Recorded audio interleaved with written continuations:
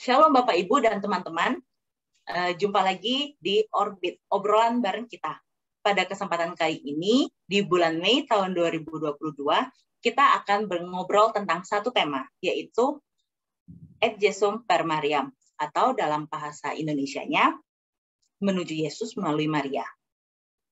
Kenapa kita angkat topik ini?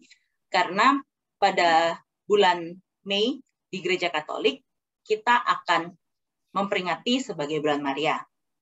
Sebelum itu, perkenalkan saya Margareta dari PDPKK Immanuel.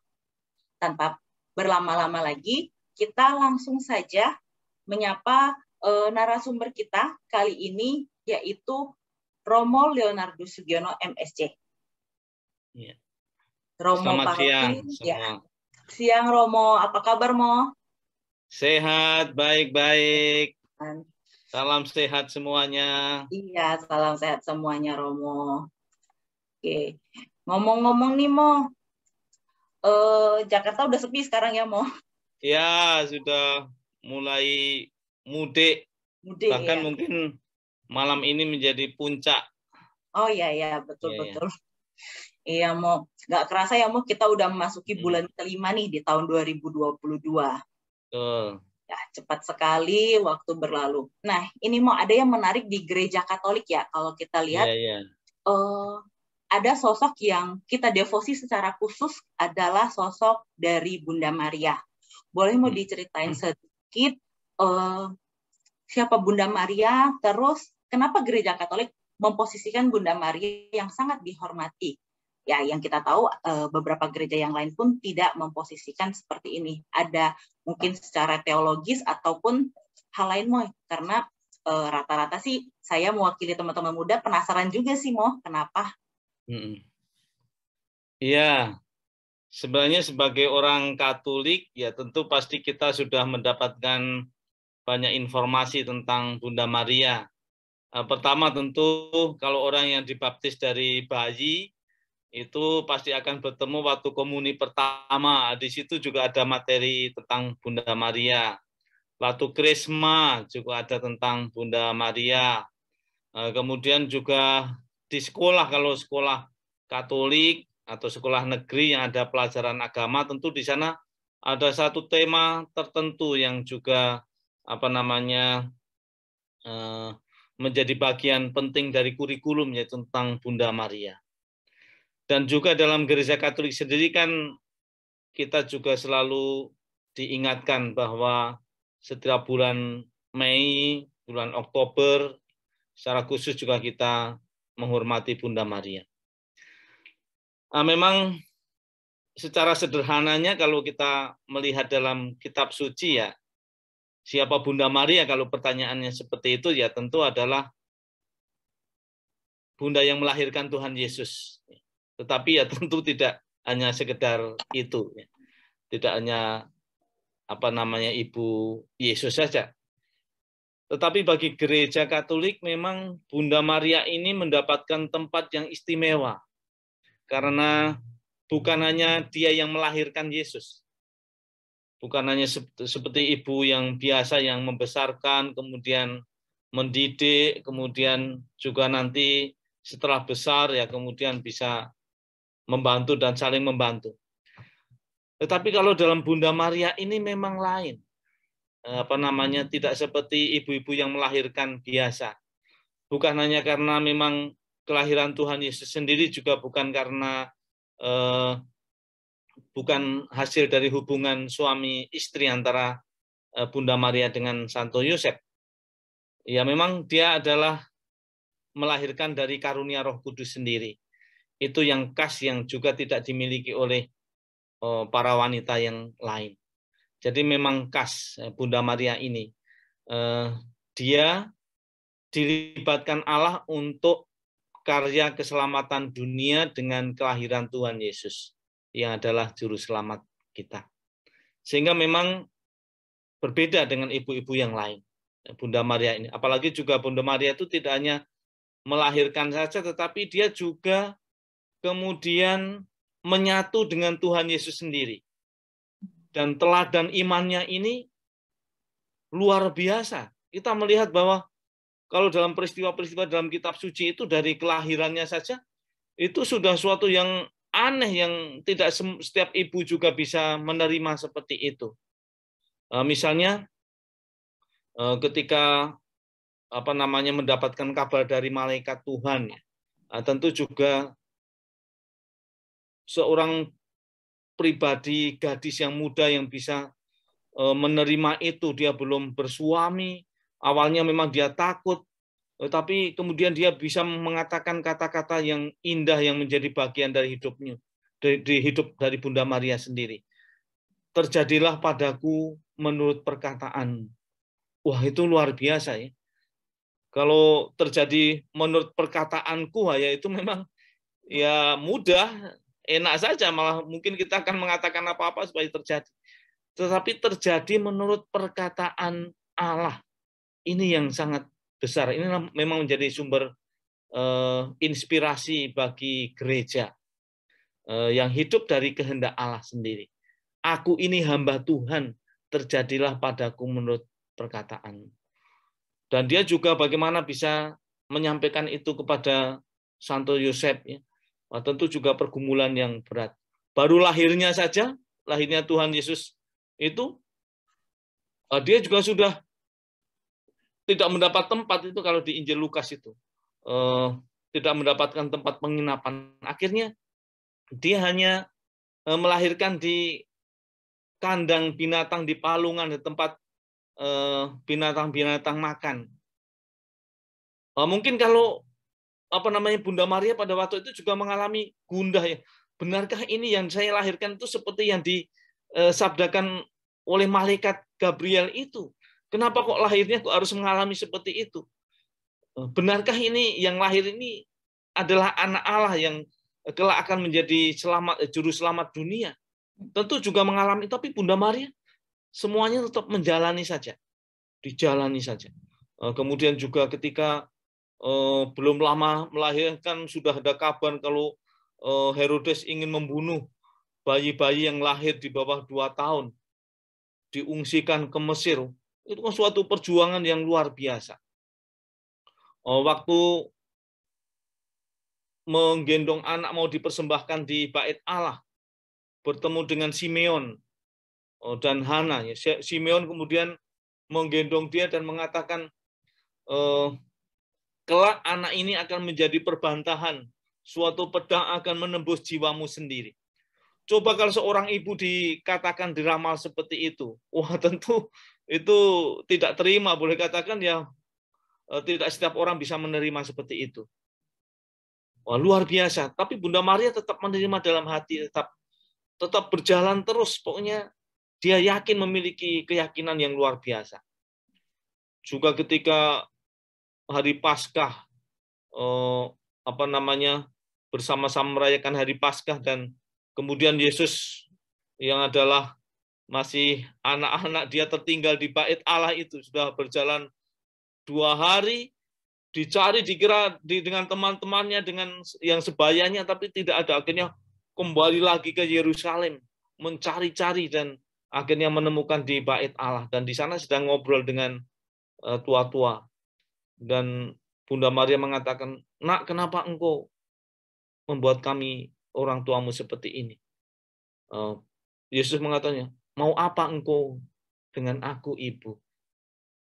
Itu sebagai orang tua, kalau seperti anaknya nakal seperti itu, yang tidak mengikuti jalan seiring dengan rombongan dari Nazaret, itu kan boleh katakan memang menyakitkan sekali. Tapi ya sudah, tetap kemudian dibawa pulang dan tetap mendidik, boleh katakan luar biasa ini Bunda Maria ini.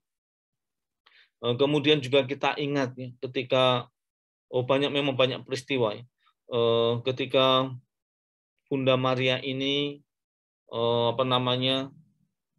mengunjungi keluarga yang pesta perkawinan di Kana itu. Ini juga menjadi momen yang luar biasa. Bunda Maria juga memiliki keyakinan, tidak mau keluarga itu dipermalukan dengan kekurangan anggur. Jadi Bunda Maria langsung mengatakan kepada Tuhan Yesus,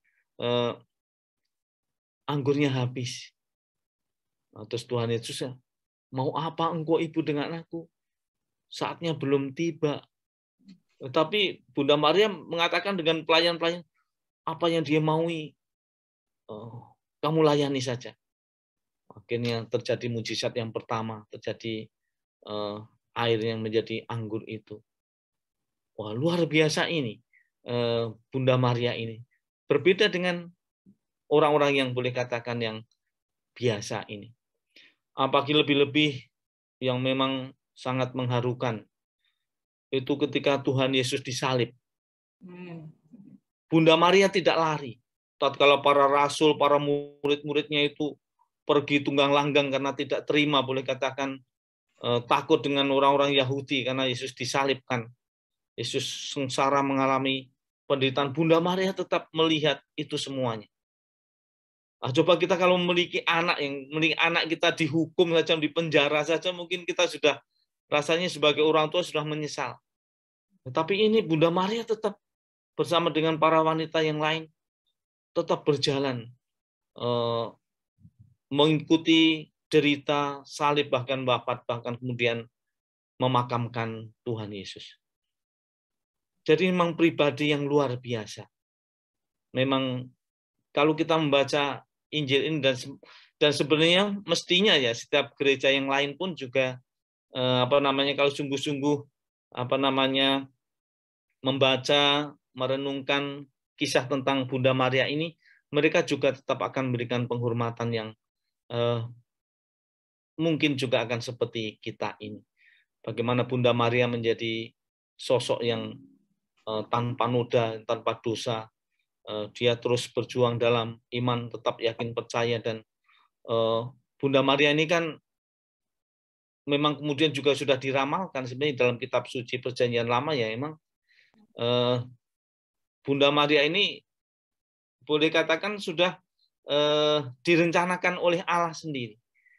Hidup dalam kesucian, dalam boleh katakan kemurnian hidupnya, yang memang sudah boleh katakan dipersiapkan oleh Allah. Tidak mungkin kalau itu manusia biasa bisa boleh katakan bisa seperti itu kalau itu tidak ada campur tangan dari Allah sendiri. Kita ingat juga misalnya kalau dalam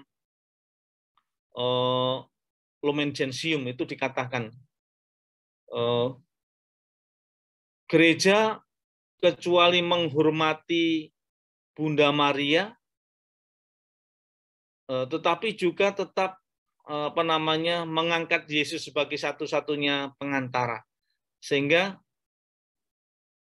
kepengantaraan Tuhan Yesus yang satu-satunya ini sebenarnya tidak terganggu oleh Bunda Maria, keterlibatan Bunda Maria dalam ikut serta dalam karya penyelamatan Allah ini.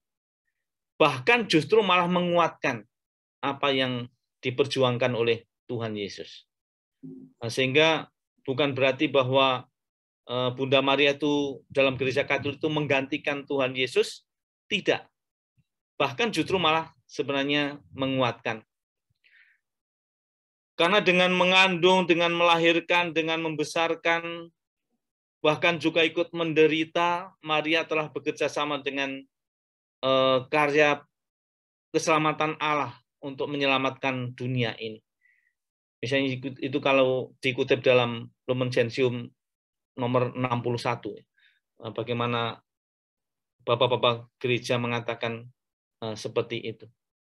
Sehingga memang tempatnya istimewa bagi kita terhadap Bunda Maria yang berbeda dengan nabi-nabi perempuan lain sekalipun. Kenapa gereja lain tidak tidak mengikuti, boleh katakan tidak memberikan penghormatan kepada Bunda Maria? Ya memang itu seharusnya pertanyaan kepada mereka, bukan kepada saya, karena mereka yang bisa menjawab. Tetapi paling tidak memang ya bagi mereka Bunda Maria itu hanya yang melahirkan Yesus. Jadi tidak karyanya bukan fokusnya tetap pada Yesus sendiri kalau mereka. Jadi Bunda Maria itu tidak memiliki boleh katakan kekuatan keterlibatan seperti yang Yesus yang adalah satu-satunya perantara bagi kita terhadap Bapa ini. Yaitu mereka tetap hanya memandang Bunda Maria sebagai seorang ibu yang suci saja, tetapi bukan sebagai teladan seperti yang kita yang boleh katakan kita dapat berdoa melalui perantaraan dia ini. Itu yang saya mengerti tentang Bunda Maria. Dan memang bisa diuraikan lebih banyak, tapi mungkin nanti ada pertanyaan-pertanyaan lain supaya nanti bisa lebih. Ya, terima kasih Romo. Memang saya sampai merinding sih dengar penjelasannya dari Romo bahwa memang imannya Bunda Maria menunjukkan bahwa ya iman yang tadi saat terjadilah padaku menurut perkataanmu ya, menyerahkan seluruhnya dengan penuh iman kepada Allah untuk terjadi pada hidupnya Bunda Maria. Kalau di flashback yang Romo ceritakan memang paparkan memang panjang sekali ya perjalanan Bunda Maria. Dan kalau dilihat relevansi pada saat ini kayaknya mungkin tidak ada ya perempuan yang bermampu ya untuk melakukan itu, untuk teladan seperti Bunda Maria. Ini mau yang menarik, tadi kan memang gereja Katolik ini bulan Mei dan bulan Oktober. Ada ceritanya nggak sih mau kenapa dipilihnya Mei dan Oktober? Iya, itu sebenarnya secara ajaran resmi bahwa harusnya memang itu berawal dari tradisi suci saja, dari boleh katakan kebiasaan-kebiasaan yang dilalui memang sudah dari awal-awal berdirinya gereja.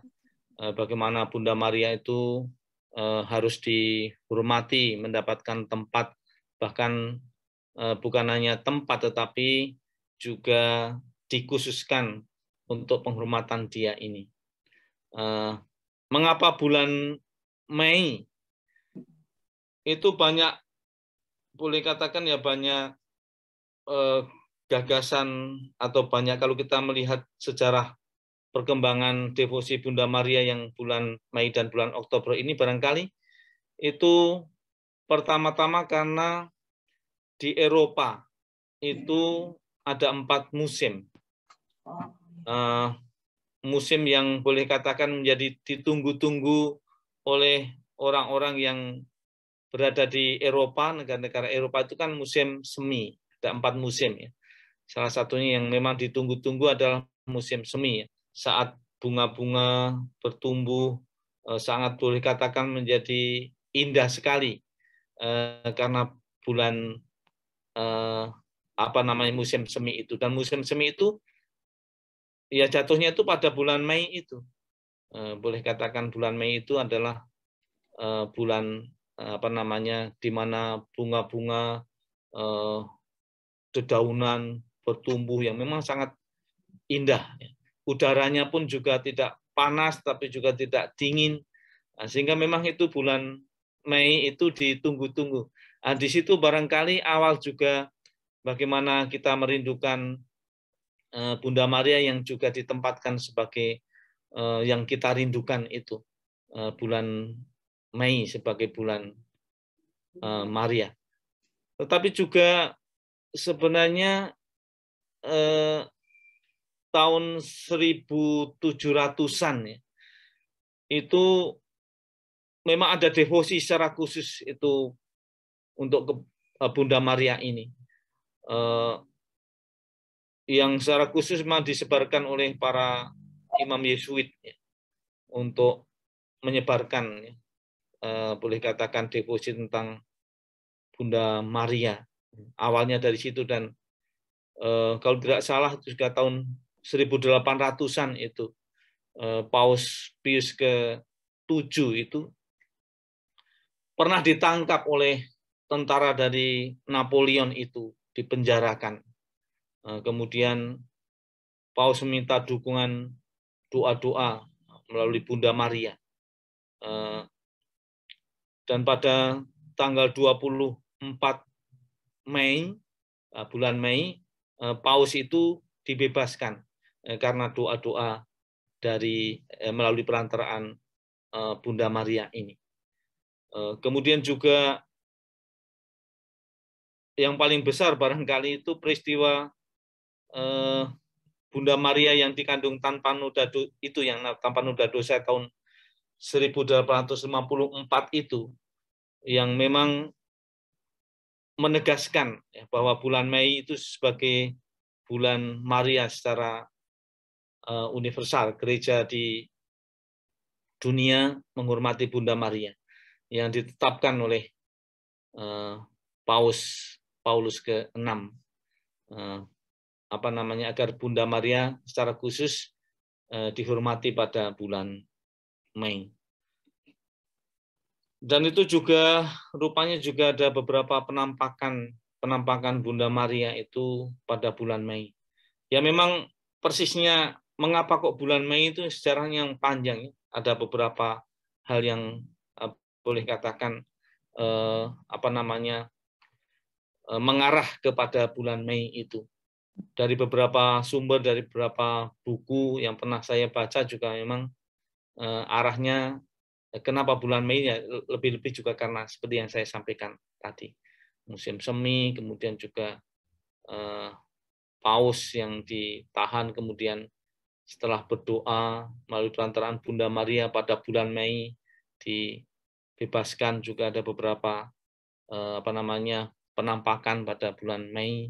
Nah, itu yang kemudian menjadi alasan. Maka Gereja Katolik sampai sekarang ini ya bulan Mei disebut sebagai bulan Maria, kalau bulan Oktober itu sebagai bulan Rosario. Mengapa juga bulan Rosario? Itu juga ada ceritanya.